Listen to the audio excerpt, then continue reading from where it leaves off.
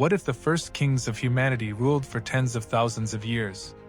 What if ancient civilizations preserved memories of a time before a catastrophic flood reshaped the world? And what if the earliest written records in human history contain mysteries that still defy explanation today?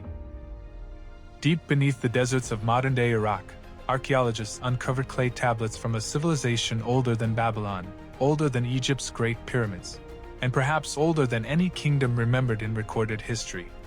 These tablets tell the story of the Sumerian kings. According to the ancient texts, some of these rulers governed for impossible lengths of time: 28,800 years, 36,000 years, even longer. Were these merely myths? Ancient propaganda? A symbolic code? Or could they preserve fragments of a forgotten chapter of human history? Tonight, we explore one of archaeology's greatest mysteries: the Sumerian kings. To understand the mystery, we must travel back more than 5,000 years. In the fertile lands between the Tigris and Euphrates rivers, a civilization emerged that would change humanity forever. This region became known as Mesopotamia, the land between rivers. Here, the Sumerians built some of the world's first cities: Ur, Uruk, Eridu, Lagash. These were not simple settlements. They were organized urban centers with governments, laws, trade networks, monumental architecture, and writing. Many historians refer to Sumer as the cradle of civilization. The Sumerians developed cuneiform writing by pressing wedge-shaped symbols into wet clay tablets. These tablets recorded everything from taxes and trade agreements to religious myths and royal histories. Among these discoveries was a remarkable document that would spark endless debate: the Sumerian King List. The Sumerian King List is unlike any historical record ever discovered.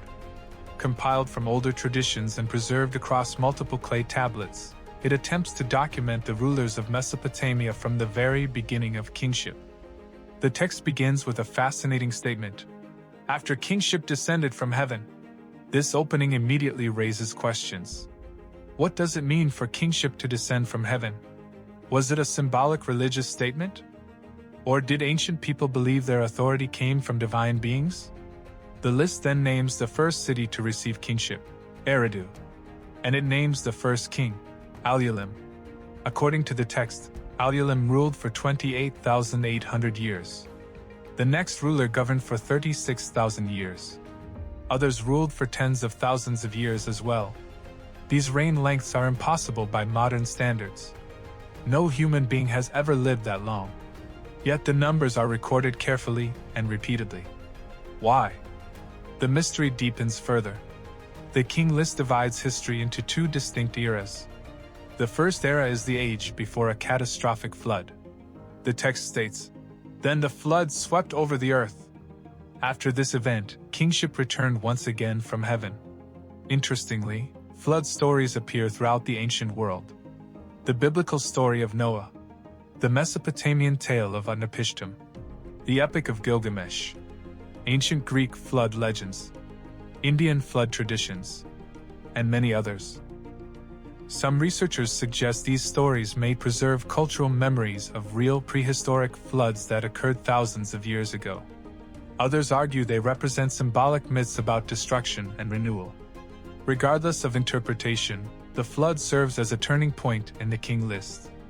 Before the flood, kings ruled for impossible spans of time. After the flood, reign lengths begin to shrink dramatically. Instead of tens of thousands of years, rulers governed for hundreds, then decades.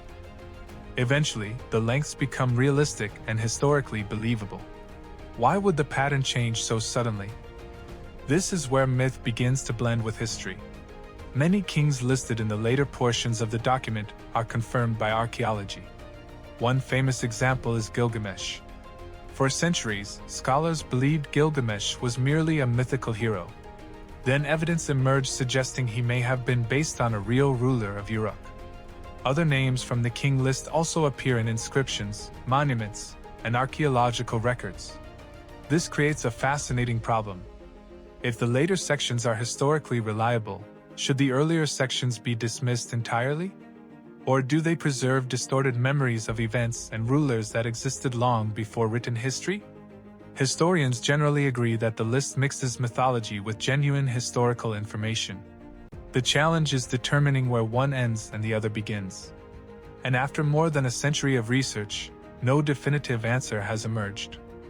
Over the years, scholars have proposed several explanations. One theory suggests the enormous numbers are symbolic rather than literal. Ancient Mesopotamians placed great importance on mathematics. The numbers may have been chosen because they carried religious or astronomical significance. Another theory argues that the reign lengths were measured using a different unit of time. Perhaps what translators interpret as years originally represented months or seasons. If converted differently, some reigns become more reasonable. Others believe the exaggerated figures were intended to glorify ancient rulers. By portraying early kings as nearly immortal, later dynasties could strengthen their own legitimacy and connection to a divine past. Then there are more controversial theories. Some alternative researchers suggest the pre-flood kings were not ordinary humans at all.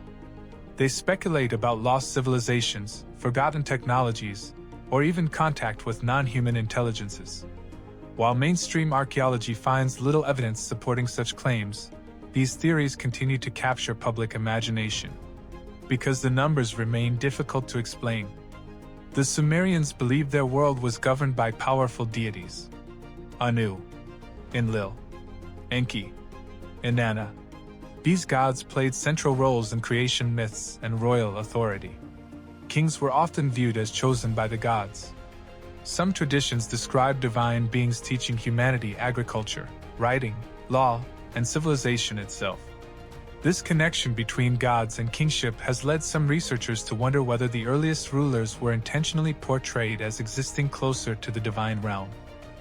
The farther back one moves into the distant past, the more the line between god, hero, and king becomes blurred. Perhaps the ancient scribes were not recording history as modern historians understand it. Perhaps they were preserving sacred memory, a record not only of political leaders, but of a cosmic order that connected heaven and earth. Thousands of years later, the Sumerian kings still challenge our understanding. Why did the earliest rulers possess such extraordinary reign lengths? What inspired the story of the Great Flood? How much of the King List reflects real events? And how much belongs to the realm of myth?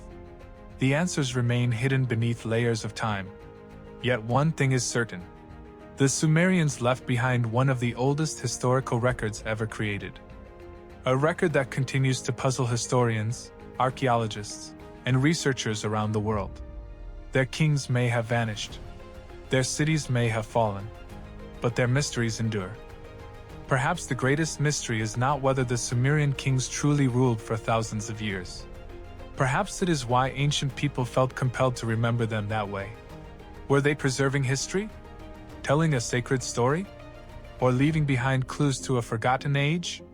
The clay tablets remain silent. And for now, the mystery of the Sumerian kings lives on. If you enjoyed this documentary, don't forget to like, subscribe, and join us for more journeys into the mysteries of ancient civilizations and lost history.